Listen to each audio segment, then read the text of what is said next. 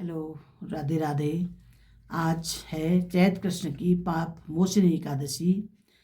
तो इसकी छोटी सी एक महात्म्य है, तो मैं सुनाती हूँ। श्री कृष्ण जी बोले, हे धर्मपुत्र, चैत्र मास के कृष्ण पक्ष की एकादशी का नाम पाप मोचनी अथवा पापों को भस्म करने वाली है।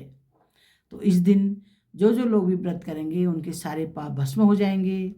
इसका महात्म्य है। एक दिन लोमस ऋषि ने राजा मांधाता से पूछा था। लोमस ऋषि बोले, हे चित्ररथ नामक सुंदर वन था। देवराज इंद्र का क्रीड़ा स्थल था। उस वन में एक मेघावी मुनि तपस्या करते थे। भगवान शंकर के भक्त थे। शंकर के सेवकों में कामदेव की जन्म से ही शत्रुता रहती थी।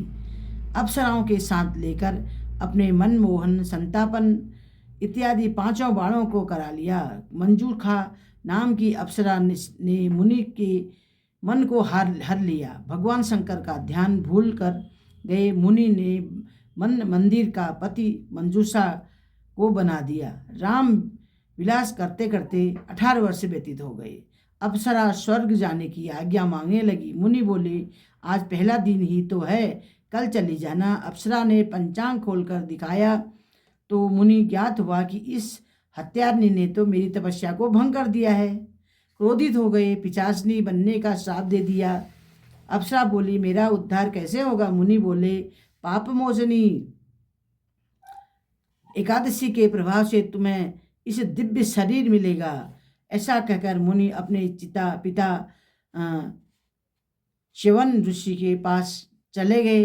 अपने पाप कर्म से उद्धार होने का उपाय पूछा। पिता ने भी पाप मोचनी एकादशी का व्रत कहा। अतः मुनि तथा मंजूखा दोनों ही इस व्रत के प्रभाव से पापों से छूट गए। तो ये है इसकी कहानी।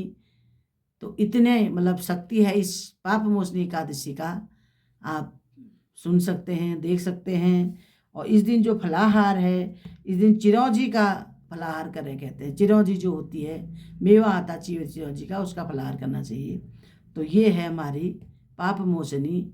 अपने पाप जो तुमने पाप किए हैं अपने जीवन काल में, जाने अनजाने पाप मनुष्य से होते ही हैं। मनुष्य है, प्राण है, मनुष्य से कभी जाने में होते हैं, कोई अनजाने में भी हो जाते हैं। कभी कभी कोई पाप ऐसा नहीं है कि जाने में ही होते हैं। तो इसके लिए सभी लोग चैत्र की कृष्ण पक्ष की जो हमारी पाप मोचनी एकादशी है, इसका व्रत करें। सभी लोग अपने पापों से मुक्त हो जाएं। बोलो श्री हरि की जय हो।